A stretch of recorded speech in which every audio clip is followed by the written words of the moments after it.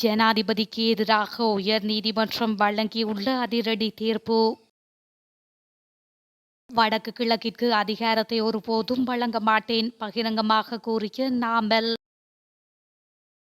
பிரிந்து சென்றவர்களுக்கு மஹிந்த விடுத்துள்ள எச்சரிக்கை.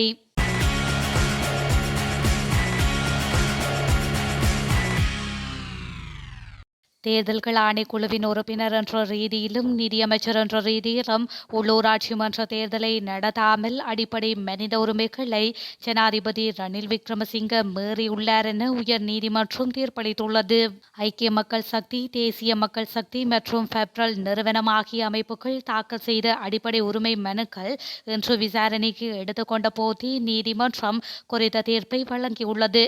கடந்த வருடம் மார்ச் மாதம் 9ஆம் தேதி திட்டமிட்டபடி உள்ளூராட்சி மன்ற தேர்தலை நடத்தாமல் அடிப்படை மனித உரிமைகளை ஜனாதிபதி மீறியுள்ளார் என உயர் நீதிமன்றம் தெரிவித்துள்ளது.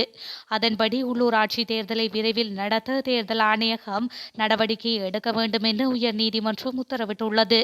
நாட்டில் உள்ளூராட்சி மன்ற தேர்தல் உரிய நேரத்தில் நடத்தப்படாமை தொடர்பில் தாக்கல் செய்யப்பட்ட வழக்கின் தீர்ப்பு இன்றைய தினம் வழங்கப்பட உள்ளது. தேர்தல்கள் ஆணைக்குழுவினால் திட்டமிடப்பட்ட வகையில் 2023ஆம் ஆண்டு மார்ச் மாதம் 9ஆம் தேதி உள்ளூராட்சி மன்ற தேர்தல் நடத்தப்படாமையின் ஊடாக அடிப்படை உரிமை மீறப்பட்டுள்ளதாக உத்தரவிடக் கோரி மனு தாக்கல் செய்யப்பட்டது. இந்த மனு தாக்கலை தேசிய மக்கள் சக்தியின் நாடாளுமன்ற உறுப்பினர் ஹரிணி அமரசூரிய, ஐக்கிய மக்கள் சக்தியின் பொதுச் செயலாளர் ரஞ்சித் மதும பண்டார உள்ளிட்ட 4 தரப்பினர் செய்துள்ளனர். வடக்கு மற்றும் கிழக்கு மாகாணங்களை மீளிணைத்து காணி மற்றும் காவல்துறை அதிகாரத்தை ஒருபோதும் வழங்க மாட்டேன் என ஸ்ரீலங்கா பொதுஜன பெரமுனவின் ஜனாதிபதி வேட்பாளர் நாமல் ராஜபக்ஷ தெரிவித்துள்ளார். ஸ்ரீலங்கா பொதுஜன பெரமுனவின் முதலாவது கன்னி தேர்தல் பிரச்சார கூட்டம் நேற்று அனுராதபுரம் நகரில் நடைபெற்றது. இதன்போது உரையாற்றுகையிலேயே அவர் இவ்வாறு குறிப்பிட்டுள்ளார். இது தொடர்பில் மேலும் தெரிவித்த அவர், ஸ்ரீலங்கா பொதுஜன பெரமுன இந்த நாட்டின் அரசியல் வரைபடத்தை மாற்றியமைத்தது. முன்னாள் ஜனாதிபதி மஹிந்த ராஜபக்ஷ தேசிய உற்பத்திகளை முன்னிலைப்படுத்திய பொருளாதார திட்டங்களை முன்னெடுத்து குறுகிய காலத்தில் நாட்டை பல்வேறு துறைகளில் முன்னேற்றினார்.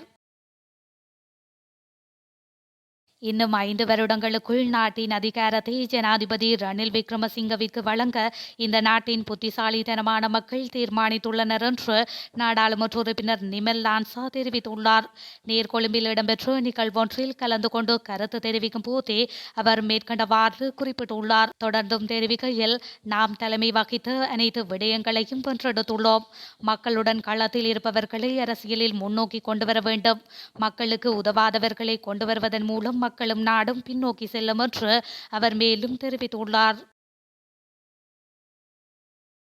ஸ்ரீலங்கா பொதுஜன பெரமுனவில் இருந்து பிரிந்துள்ள கட்சிகள் எதிர்காலத்தில் மீண்டும் கட்சிக்கு வர வேண்டிய நிலை ஏற்படும் என முன்னாள் ஜனாதிபதி மஹிந்த ராஜபக்ஷ தெரிவித்துள்ளார். அனுராதபுரம் செல்காடு மைதானத்தில் நடைபெற்ற ஸ்ரீலங்கா பொதுஜன பெரமுனவின் அங்குரார்ப்பண கூட்டத்தில் கலந்து கொண்டு உரையாற்றும் போதே முன்னாள் ஜனாதிபதி மேற்கண்டவாறு குறிப்பிட்டுள்ளார். குறுகிய அரசியல் லாபங்களுக்காக தமது கட்சிக்கு ஆதரவளிக்காமல் வேறு கட்சிக்கு ஆதரவளிக்கும் வகையில் சிலர் செயல்படுவதாக அவர் சுட்டிக்காட்டியுள்ளார். வேளை தேர்தல் காலத்தில் வடக்கில் உள்ளவர்களை ஏமாற்ற வேண்டிய தேவை எனக்கு கிடையாது. முடிந்ததை முடியும் என்பேன், முடியாததை முடியாது என்பேன். தமிழர்களின் கலாசாரத்தை பாதுகாப்பேன், மொழி உரிமையையும் வழங்குவேன். ஆனால் வடக்கு மற்றும் கிழக்கு மாகாணங்களை மீளிணைத்து காணி மற்றும் போலீஸ் அதிகாரத்தை ஒருபோதும் வழங்க மாட்டேன். இவ்வாறு ஸ்ரீலங்கா பொதுஜன பெரமுனவின் ஜனாதிபதி வேட்பாளர் நாமல் ராஜபக்ஷ தெரிவித்துள்ளமை குறிப்பிடத்தக்கது. நாட்டில் நீண்ட காலமாக நிலவும் அரசியல் கலாசாரத்தை மாற்றுவதற்காக ஆட்சியை கோருவதாக தேசிய மக்கள் சக்தியின் ஜனாதிபதி வேட்பாளர் அனுரகுமார திசாநாயக்க தெரிவித்துள்ளார். பண்டுவஸ்னுவர பகுதியில் இடம்பெற்ற மக்கள் சந்திப்பில் கலந்து கொண்டு உரையாற்றுகையிலேயே அவர் மேற்கண்டவாறு கூறியுள்ளார். நாட்டை கட்டியெழுப்ப வேண்டுமாயின் ஊழல் மோசடி நிறுத்தப்பட வேண்டும் என்றும் அவர் குறிப்பிட்டுள்ளார். அத்தோடு மோசடியில் ஈடுபட்டவர்களை கைது செய்வதற்கான நடவடிக்கை எடுக்கப்பட வேண்டும் எனவும் அவர் வலியுறுத்தியுள்ளார். ஜனாதிபதியின் நிறைவேற்று அதிகாரங்கள் நீக்கப்படாமல் அந்த பதவிக்கு பொருத்தமான ஒருவரை நியமிக்க வேண்டும் என்று ஜனாதிபதி வேட்பாளர் ஃபீல்டு மார்ஷல் சரத் பொன்சேகா தெரிவித்துள்ளார். நிறைவேற்று அதிகாரத்தை அகற்றாமல் நாடாளுமன்றத்தில் உள்ள திருடர்களை அகற்றி ஊழல் நிறுவனங்களை சுத்தப்படுத்த வேண்டும் எனவும் அவர் குறிப்பிட்டுள்ளார். வரலாற்று சிறப்புமிக்க ருவன்வெலிசா தாது கோபுரத்தை தரிசனம் செய்து ஆசீர்வாதம் பெற்றுக்கொண்டதன் பின்னர் ஊடகங்களுக்கு கருத்து தெரிவிக்கும் போதே அவர் இவ்வாறு தெரிவித்துள்ளார். ஊழல் அரசியல் கலாச்சாரத்தின் விளைவுகளால் நாடு சூழப்பட்டுள்ளதாகவும் இந்த நிலையில் இருந்து விடுபட அனைவரும் சுதந்திரமாகவும் புத்திசாலித்தனமாகவும் செயல்பட்டு நாட்டை தேசிய தலைவர்களிடம் ஒப்படைக்க வேண்டும் எனவும் அவர் இதன்போது குறிப்பிட்டுள்ளார்.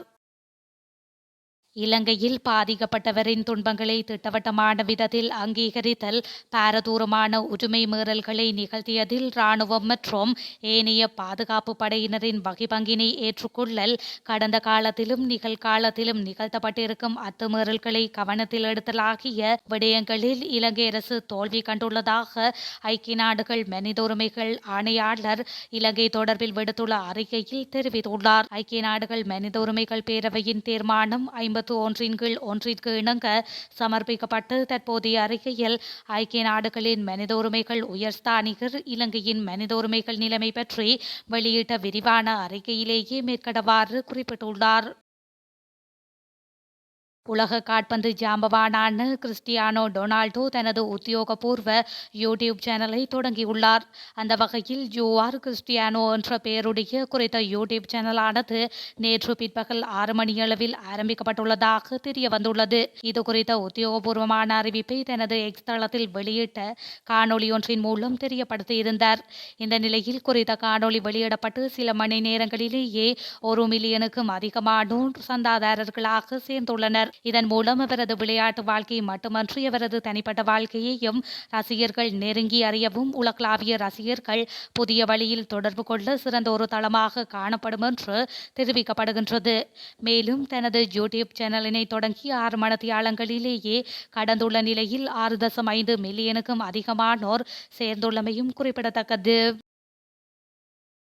தேர்தல்கள் ஆணைக்குழுவின் உறுப்பினர் என்ற ரீதியிலும் நிதியமைச்சர் என்ற ரீதியிலும் உள்ளூராட்சி மன்ற தேர்தலை நடத்தாமல் அடிப்படை மனித உரிமைகளை ஜனாதிபதி ரணில் விக்ரமசிங்க மீறியுள்ளார் என உயர் நீதிமன்றம் தீர்ப்பளித்துள்ளது.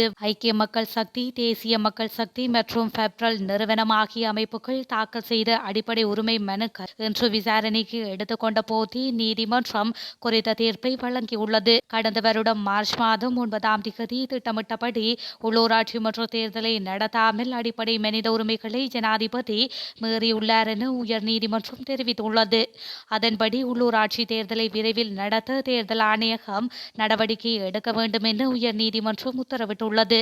நாட்டில் உள்ளூராட்சி மன்ற தேர்தல் உரிய நேரத்தில் நடத்தப்படாமை தொடர்பில் தாக்கல் செய்யப்பட்ட வழக்கின் தீர்ப்பு இன்றைய தினம் வழங்கப்பட உள்ளது. தேர்தல்கள் ஆணைக்குழுவினால் திட்டமிடப்பட்ட வகையில் 2023ஆம் ஆண்டு மார்ச் மாதம் 9ஆம் தேதி உள்ளூராட்சி மன்ற தேர்தல் நடத்தப்படாமையினூடாக அடிப்படை உரிமை மீறப்பட்டுள்ளதாக உத்தரவிடக் கோரி மனு தாக்கல் செய்யப்பட்டது. இந்த மனு தாக்கலை தேசிய மக்கள் சக்தியின் நாடாளுமன்ற உறுப்பினர் ஹரணி அமரசூரிய, ஐக்கிய மக்கள் சக்தியின் பொதுச் செயலாளர் ரஞ்சித் மதும பண்டார உள்ளிட்ட 4 தரப்பினர் செய்துள்ளனர்.